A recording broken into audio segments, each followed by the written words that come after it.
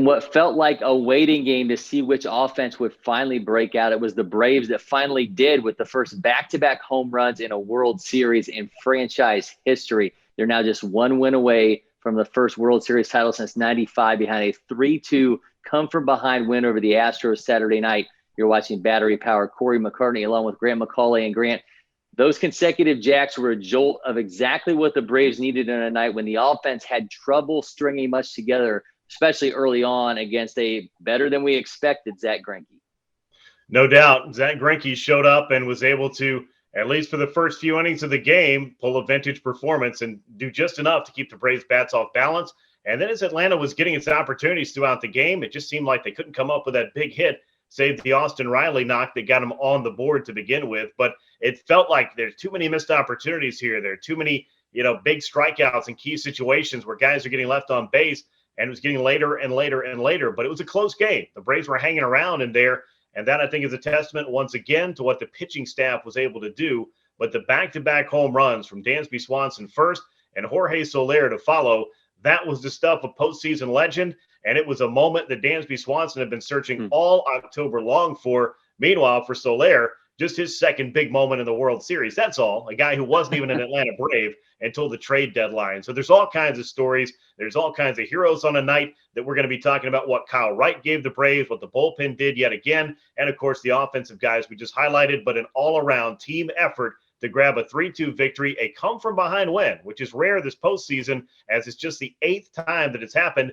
in all of the postseason series combined that the team that scored first, the Astros in this case, did not hang on to win the game. So the Braves did something that we haven't seen a whole lot of this October, and in fact in this World Series, I can't believe it, but it's the first lead change in a game over the first 4 contests as well. So a lot of quirky stats to go with what was a great comeback win for the Braves. It really felt like a game where whatever team you were a fan of, it just felt like missed opportunities, and you just kept thinking to yourself, okay, that's going to come back to bite us. That's going to come back to bite us. Dansby Swanson and Jorge Soler, as you mentioned, those back-to-back home runs. It was the first ever in a World Series for numbers 8 and 9 hitters in a lineup. And, I mean, stunningly, the third instance of consecutive home runs that tied and put a game ahead in the 7th or later. And I know it's convoluted, but the names that they put themselves with, Babe Ruth and Lou Gehrig in 1928, and the Dodgers, Pedro Guerrero and Steve Yeager in 81. Now that we've got that history lesson out of the way, I mean, I think there's a reality that this was simply stunning. Christian Javier hadn't given up a run in 18 2/3 innings this postseason. He allowed a home run, his last on September 21st, hadn't given up 2 home runs in his last 32 appearances, including the regular season. Add in that Dansby Swanson he was struggling. Hitting 182 in the postseason. His last extra base hit was in Game 4 of the LDS against the Brewers.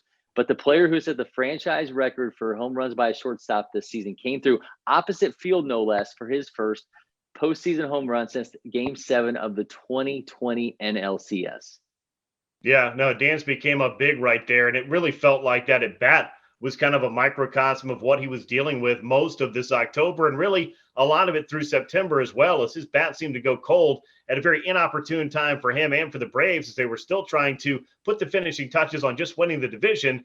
But, of course, that chapter was written. The first couple of chapters of this playoff run were written, but you were still waiting to know, when is Dansby Swanson going to return and ride in and have that kind of moment that you'll be remembering when you reflect on this postseason?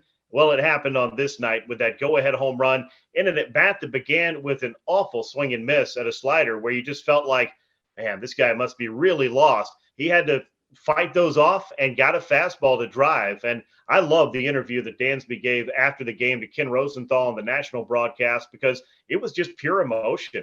And it was, hey, this game is so heavy sometimes, it's very difficult, and we can work ourselves into thinking just entirely too much about just the results. But he said, I'm going to put this aside, and I'm just going to go out there and compete to win this game. And wouldn't you know it, his competition in that at-bat was a pretty big one for the Braves in the overall scheme of things, as it tied up the game. And he's no stranger to opposite field home runs at Truist Park. I think that's when he's at his best, when he's driving the ball the other way. And then, of course, Jorge Soler right after that, coming off the bench, no less, with the pinch hit home runs to make it back-to-back.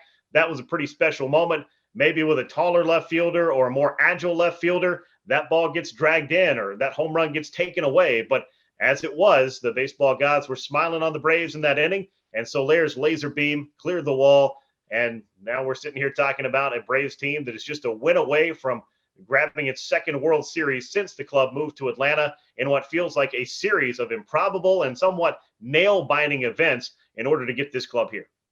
Yeah, anybody who's talked to Dansby Swanson knows the mental side of things is just a huge focus for him. I would not be surprised to see an entire section of self-help books in that guy's house. But with Soler, the first player ever with a leadoff homer and a pinch hit homer in a single World Series. The pinch hit magic, it just continues for this Braves team. They've now tied the postseason record with 3 home runs off the bench. Of course, Jock Peterson had 2 in the LDS. I tweeted this during the game, and you can call it mushy, wishy-washy, romanticism, whatever, but there's something undeniable about this team. They just keep owning the moment, and you can't rationalize it. It's in those pinch hit homers. It's Eddie Rosario and Austin Riley's walk-off. Tyler Masick in that all-time kind of shutdown inning against the Dodgers. Rosario getting that catch against Jose Altuve in the 8th. He called himself Super Rosario after making that catch. They've had 4 comeback wins this postseason. I mean, nothing about this team is going to surprise me for however long this World Series lasts. No, and this is the stuff that they have been doing when the team has been at its best over the past few years. And it was the stuff the team started to do again after the trade deadline when some very necessary moves were made if this club had any hope whatsoever of even getting an opportunity to be playing in October. And fortunately, Alex Anthopoulos decided that I'm going to make the moves I can to make this club better. He got creative with it. And we've talked about this story time and time again. But Eddie Rosario with that catch, as you mentioned, and it just comes, 24 hours after he was drawing at least a little bit of criticism for not being able to make a play on what might have provided, a combined no-hitter for the Braves in their Game 3 victory. But let me just say, a win is a win. Whether it's a no-hitter or not, we'll take it. And I think most Braves fans are pretty happy with the final result of that game and more than happy to see Rosario redeem himself with the glove. As I said on Twitter right after that, go ahead and start building the Eddie Rosario statue right now. That guy has provided October moment after October moment. We're talking about some guys that, when you stack him up against the great players of the 1990s, or at least the notable players for the Braves as they made their run through the 90s, so as far as postseason hits are concerned, Eddie Rosario is climbing up that list and still has time to perhaps surpass Marquise Grissom, who was quite the table setter for the Braves. And wouldn't you know it, Eddie Rosario has been called upon to be the table setter at times, and a guy who's the right guy at the right time a lot of times for the Braves this October. A ton of heroes and a ton of acquisitions that were made that have paid off and then some, and one more big win to get with whoever can come out and help make that contribution on that day. It's not the same guy every night too, Corey. I know you've noticed that. It always seems to be a different guy at a different time, maybe a few different guys to win on a night like this. And I think that as we kind of look back at this from 30,000 feet, it might be okay to call this game the Kyle Wright game. What do you think? Yeah, and I wanted to get into that next. I mean, obviously, we've had our roller coaster moments watching Kyle Wright. I mean, you put up a dominant performance last year in the LDS against the Marlins, and then you watch him get roughed up over 2/3 of an innings against the Dodgers. He had the bulk role tonight, picked up for Dylan Lee, who came in with the bases loaded in the first. Wright did, allowed 1 run over 4 2/3, striking out 3 of the 22 batters he faced. The Astros stranded 11 runners, and Kyle Wright was a big reason for that. And obviously a big reason to even keep the Braves in a position where Austin Riley's RBI single and those back-to-back homers from Swanson and Soler were even able to put the Braves ahead in this game. I just don't know that you can say enough about what Kyle Wright did in bridging that gap to get to those bullpen arms. I don't know if you can, but we're certainly going to try because that's what we do on this show. But you knew somebody was going to have to cover the innings. It wasn't going to be, let's use 9 different relievers and try to stay away from a couple of the dominant arms, because if you have a chance to win this game, you got to use the guys that have been like that big 4 that you've got, the night shift, if you will, the late shift, whatever they want to call themselves, the guys that come in and do the job of turning leads into victories that were there once again tonight. Somebody had to get you there, and it was Kyle Wright on this night. Starting Dylan Lee was an interesting choice. I think that we understand why, because there were a couple of lefties early on in there, and you didn't figure he was going to get past Alvarez, even if they allowed him to stay out there for the max amount of time. And that, of course, is what we saw. Of course, you hate to see Kyle Wright have to come into a bases loaded jam first thing, but he did a great job of getting out of that. He was able to minimize damage. He made really just the one mistake to Jose Altuve.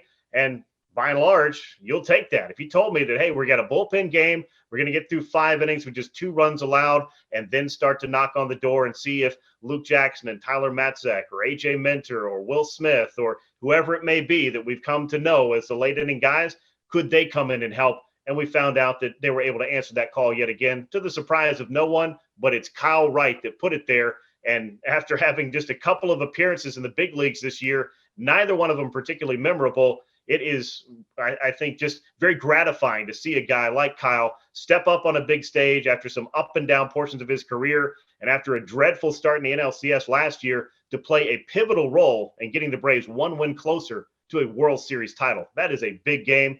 Biggest game he's pitched in his life, let's be honest. Yeah, and I thought his curveball was great tonight. Threw 29 with a 34% called strike plus whiff rate. Whatever lies ahead for him, I feel like tonight was a building block kind of moment for Kyle Wright. I know he's a guy that's sometimes gotten lost in the shuffle. And again, we've chased the good moments with the bad with Kyle Wright, and ultimately have wondered when he was going to live up to that. You know, obviously the expectations, the place of him in the draft and all that. But obviously the usual suspects of Tyler Matzek, Luke Jackson, Will Smith did their part. We got a surprise cameo from vintage Chris Martin in the 6th inning, by the way. But I just thought Wright's performance tonight was as big in this game as what happened in the 7th at the plate and limiting Houston's offense. I think that's the biggest thing, because this game had the potential to have been blown wide open to the point that no matter what the Braves did late, it wouldn't have mattered. Houston just kept, pushing and pushing early, and the way that Wright in particular, just kept them from being able to break through. That was obviously a massive part of this, just keeping them from ever really getting that crooked number. Yeah, I mean, it's clutch pitching. We talk a lot about clutch hits and how the Braves were in dire need of some of those in this game, but there's a lot to be said, not just for the innings that you get out of the bullpen that keep a lead the same, but in this case, the whole game was on the bullpen. Kyle Wright was just one of those guys, but the onus and the responsibility of getting it into the middle to late innings was pretty much on him. If this didn't work, then the Braves were going to have to figure out a way to maybe cobble it together, keep it close, and make a run at it late in the game. But he did all that you could have asked for and then some in providing nearly 5 full innings out of the bullpen. It was pretty much a start for him. He just had to come in and put out a fire immediately. And that in and of itself was, I think, a good sign if you're wondering what kind of Kyle Wright you were going to be seeing. He did not come in and look rattled. He didn't come in trying to be too fine and, end up walking 3 or 4 guys, and all of a sudden you've got a home run, and before you know it, the game has gotten out of hand. That did happen in 2020. That did not happen in 2021. And credit to a kid that went down to AAA, not where he wanted to be pitching this year, but he went down and essentially had the best year of his professional career and was at the top or near the top of a lot of pitching leaderboards in AAA, but was kind of a forgotten man in the big leagues. But I don't think a lot of people are going to forget about Kyle Wright after the night that he had in Game 4 to, again, move the Braves to a 3-1 lead in the World Series over the Astros. The Braves with a chance to avoid a return trip to Houston, and more importantly, to deliver that first championship in 26 years. Another bullpen game looms in Sunday's Game 5. The Astros, meanwhile, going back to Game 1 starter Framber Valdez, and the Braves got to him for 5 runs on 8 hits in just 2 innings in that opening win, including 2 home runs. But, Grant, we have seen him be extremely good this postseason. He was shutting down the Red Sox to the tune of 8 innings with 1 run allowed in the ALCS. Whatever direction Brian Snitker opts to go in and covering these next 9 innings, and he said after Game 4 that he does not know who's going to get the start on Sunday. We've seen him use AJ Minter in this role. I mean, certainly, they got to avoid him with Kyle Wright going so deep into this game. So he's an option, but what other options does Snitker have as they look to Sunday?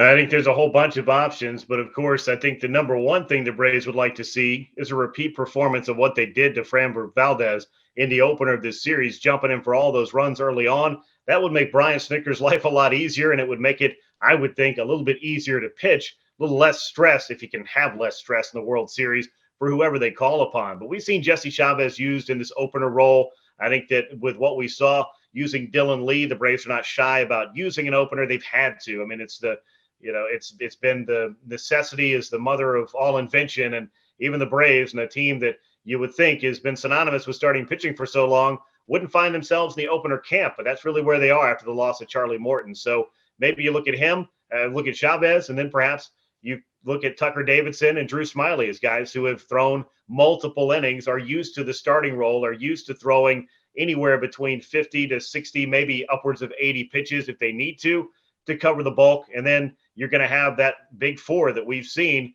that night shift that has Tyler Matzek, that has Luke Jackson, that has AJ Minter, and of course has Will Smith, who is busy right now cobbling himself out a pretty darn good postseason after a whole bunch of questions about him. But a lot of things have to happen before you get to the closer, and it's going to take, I think, some more unsung heroes. There's some guys maybe you came into October not expecting to play a big role to do exactly the kind of thing that Kyle Wright did in Game 4 in order to salt it away in Game 5. And keeping in mind, Corey, the Braves have loved playing playoff baseball at Truist Park. They haven't lost at home in this playoff run yet, so they want to keep it that way in Game 5. I'm really fascinated to see what it is that Brian Snitker is going to go to, because he does have options, and many of those include guys not named Max Fried throwing on short rest, which is something I don't expect. But as you look at it, I think that there's a lot of different ways you can go, right? Yeah, and I certainly think, Minter, we've seen him pitch multiples this series. We saw him pitch multiple innings last year in the NLCS against the Dodgers, obviously, opening that game up, and, it was just fantastic. I think you can certainly go with him. I just wonder, though, if you've utilized him in late game situations so often with those high leverage situations, is he much more valuable to use in that way? And you hope that maybe you catch lightning in a bottle again with Tucker Davidson, who is stretched out to around 80 pitches, he said. So, are you better off going with a Jesse Chavez to start than seeing if you can replicate what you did with Wright in Davidson, and then, ultimately get to Minter that way, as opposed to relying on him early. And then you've already taken one of your biggest bullets out before, you even get to those meaningful innings late in the game. Yeah, I think he could. And obviously AJ warmed up but did not pitch in Game 4. So that would seem to logically put him in place for a bigger role in Game 5. Now, whether or not that would be walking out of the bullpen to start the game, a la Dylan Lee, who ran on in from the pen to make a start, which was highly unusual and didn't last very long. But AJ Minter has had the kind of October results that have been far and away the best baseball that he's pitched in his life. And that's the kind of thing the Braves will need from him, regardless of what innings he throws. But he's going to have a role to play, I have to imagine, in Game 5. But somebody's going to have to cover, I would say, a handful of innings in addition to what AJ gives you, and in addition to what you can get from the rest of that big group that the Braves have relied on heavily all October long to turn late leads into victories. Well, the Braves are 7-0. The Braves are 7-0 at home this postseason, winners of 12 of the last 13. And Game 5, of course, going to be on Halloween night, and they can be that house in the neighborhood that gives out the full-size candy bars by giving Atlanta its second championship since the franchise moved to Georgia. We will have you covered here on Battery Power, so make sure you subscribe to the Talking Chop YouTube channel, turn on those notifications so you get an alert every time we drop a new episode. One win away, Braves country, one win away. I'm Cory McCartney. He's Grant McAuley. Thanks for watching, and we'll see you in next time.